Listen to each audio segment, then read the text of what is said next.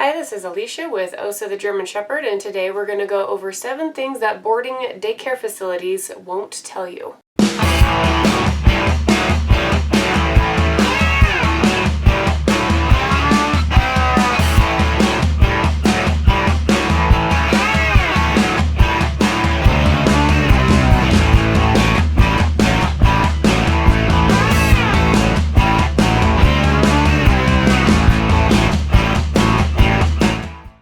Hi, I know it's been a second. We were traveling from Idaho back to Colorado.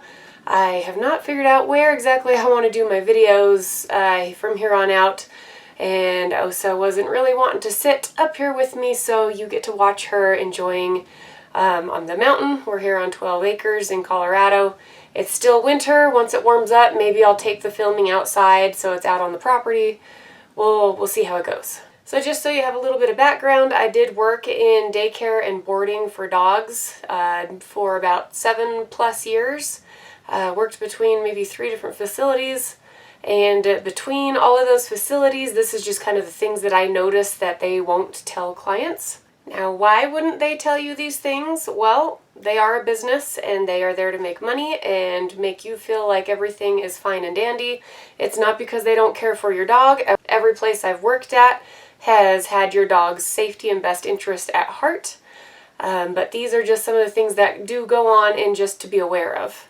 So number 1, they won't necessarily tell you when there's a bug going around like kennel cough. If they're a good, responsible facility and there's a big outbreak of something, then you will hear about it. You'll see signage up about it.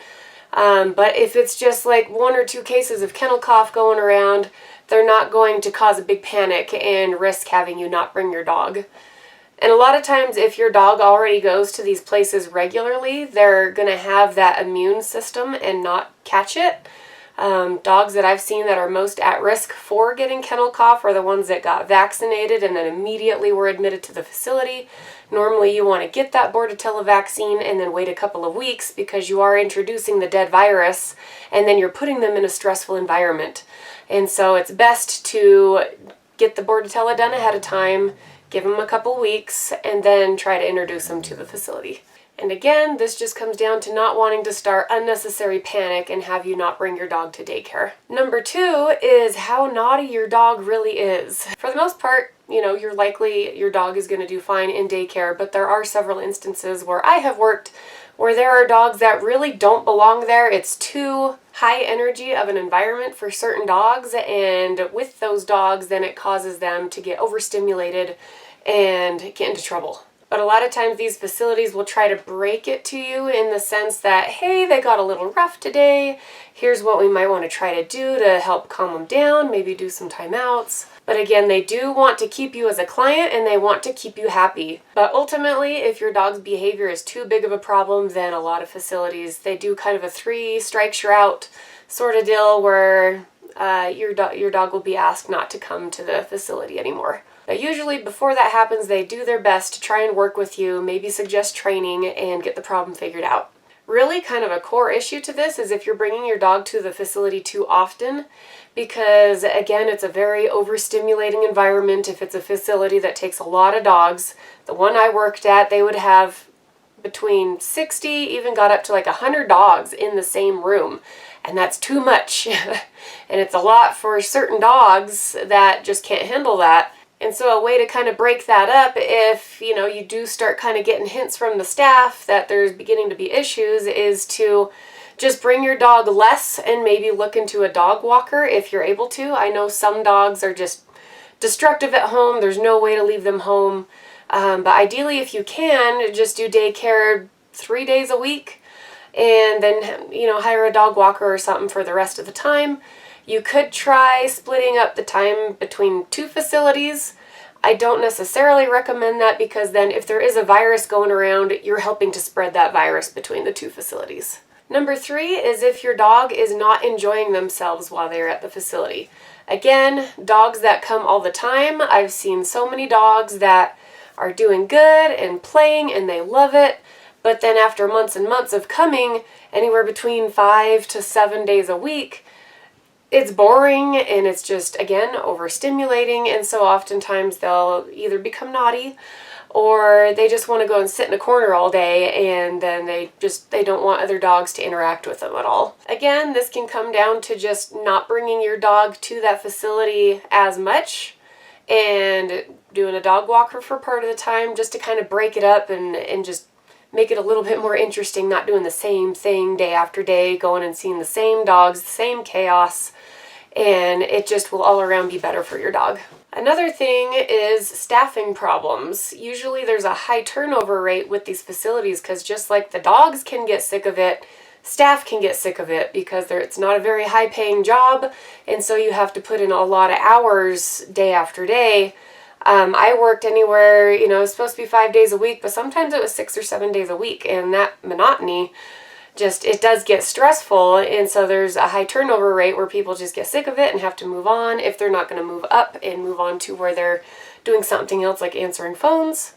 So it is very stressful, and when you constantly have a flow of new people in there, you're going to end up with a lot of mistakes, and sometimes they can potentially be deadly mistakes. If there's 2 Sams and one of them has a life-saving medication that they need, and a new employee that doesn't know the dog as well messes that up. Now, some facilities, I'm hoping it's updated now to where it's not just any staff member that's trained as doing those. Personally, I think that needs to be a managerial thing to make sure that there's not mistakes happening, because back when I was working, there was mistakes happening, and it usually came down to new people confusing 2 or 3 dogs that had the same name, giving the wrong medication to the wrong dog. I never saw a death from it, but that is a possibility if a dog has a medication that they need, and on the flip side, another dog's getting a medication that they don't need. Also, on the subject of medications, with certain ones, there are certain staff that may steal those medications. Popular one being tramadol, which is a painkiller for dogs.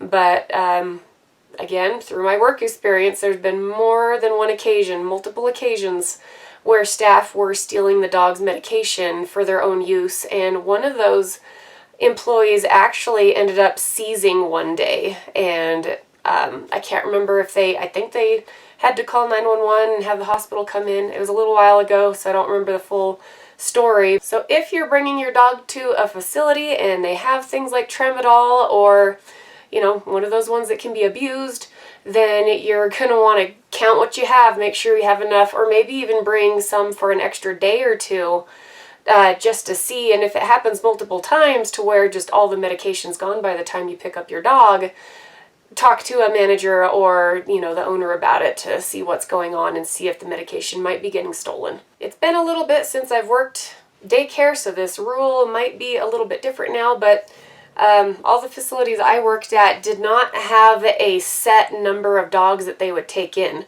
There was only so many kennels, and so they did have to put a cap on that and have reservations, but as far as daycare, they would just take them in. And sometimes at one of the facilities I worked at, there'd be 100+ dogs a day for daycare. So the mindset for it is, if you're a regular and you always bring your dog to daycare and you don't have to make a reservation, it can be really inconvenient to bring them in and go, hey, we have too many daycare, you can't bring your dog here. I know you're on your way to work, but we can't take them.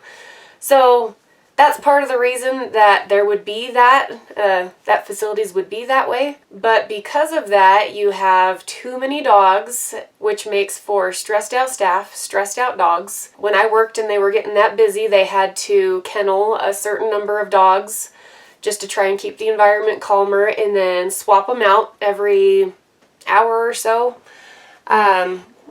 Just trying to make it fair for the dogs, but try to keep the environment calm so we're not ending up with fights and injuries. But yes, back when I was working, there was no limit. They used to say that it was 25 dogs per person, but then they'd bump it up to 30 dogs per person if they were getting busier.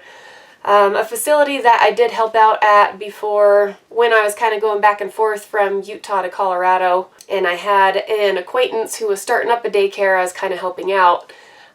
Since being out here, I have a friend who did still have connections there, and they got shut down because they were not only doing some shady stuff, but they had way too many dogs at that facility. So I believe animal control had to get involved, and they had to put a certain number of dogs that they could have for the day, or else, they were going to get shut down all over again. So I believe the facility has improved, but that's where I'm wondering if nowadays, because there's so many of these non-traditional daycare boarding facilities coming out now, if there are new rules on how many dogs these places can take. Number 6 is how your dog got injured. Every facility I've been at, you know, either a dog does get carried away while playing, or there's just some dogs that don't like each other. There has been injuries at every place I've worked at. It's not such a high number that, you know, you need to be concerned about bringing your dog there, but it is something that you need to go into it realizing, hey, this is a possibility. But what a lot of the facilities will tell you is that it was playing too rough, is mainly what they'll say, and sometimes that is true. If it's a bad injury and it was clearly a fight and they can't try to talk out of that, they'll try to say that it was both dogs that escalated the situation most of the time. But they will also lie about if it was a pit bull, I've noticed. Since pit bulls have such a bad reputation anyway, but I have noticed if it's a pit bull, they'll change it and they'll say, oh, it was a lab. I always like to be a super truthful person, so that always kind of bothered me. I can see why they did it and where they don't want to add to that bad stigma about pit bulls, because the facility I worked at was very pro pit bull. Is pretty much as long as any dog breed passed their initial temperament test, the dogs were allowed to come. It did get to a point with some of the pit bull and bully breeds that I thought there should be a little bit stricter standards as the facility got busier and crazier.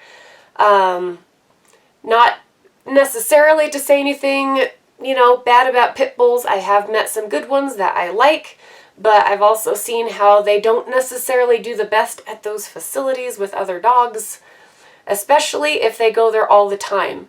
If they come occasionally, like, they seem to be okay, but the ones that come every single day and are getting tired of it, they do have stronger mouths, and when they get pissed off, have the capability of doing more damage in those places. So I think eventually the place that I was working at, they did start getting a little bit more strict and picky about which pit bulls they were allowing to come in versus the ones that seemed a little bit iffy, like they could be a future problem. And lastly, this kind of goes back to a couple of them, but they won't really tell you if your dog starts to develop certain behaviors as a result of being there all the time. And again, this is more so the dogs that come 5 to 7 days a week, where they were a good, happy dog, potty trained, and then they come to the facility and because they almost live there, they start to develop behavioral problems. They either become aggressive or antisocial, or they might start reverting back on their potty training. So I'll say it again, it kind of comes down to only taking your dog to these facilities 2 to 3 times a week so they're not getting overstimulated and getting to where they're just kind of done with dogs altogether and not having a good time anymore. And, you know, if you still need somebody to care for your dog, then consider like a pet sitter or dog walker to help fill in that gap and give your dog a break from doing daycare or boarding. So again, this video isn't meant to scare you away from these facilities. It's to just shed light on here is some of the stuff that does kind of go on while they're at these places. It's not just people playing with your dog all day and everything's fine and dandy. There can be potential problems with them, especially if you're using them all the time. But every single one of these places I've worked at has had your dog's best interest at mind. They want your dog to do well and they do look out for them.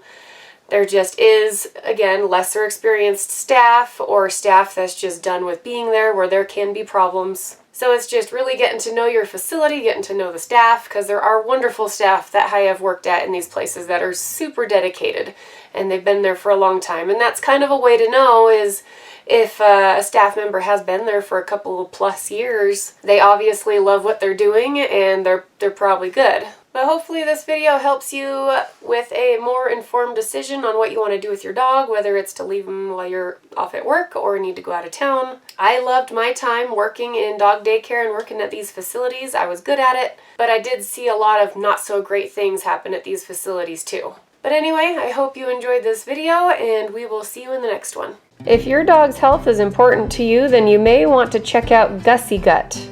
This is a fermented whole superfood topper to put on top of your dog's food, whether it be kibble or raw or cooked food. It's great for your dog's gut. It's made from 19 enzymatically activated whole superfoods that have been fermented and freeze-dried. They ferment in small batches and sell it fresh. Cover any gaps in even the best of diets with their 100% fermented superfood powder. If this sounds like something you'd be interested in, I will provide a link in the description below.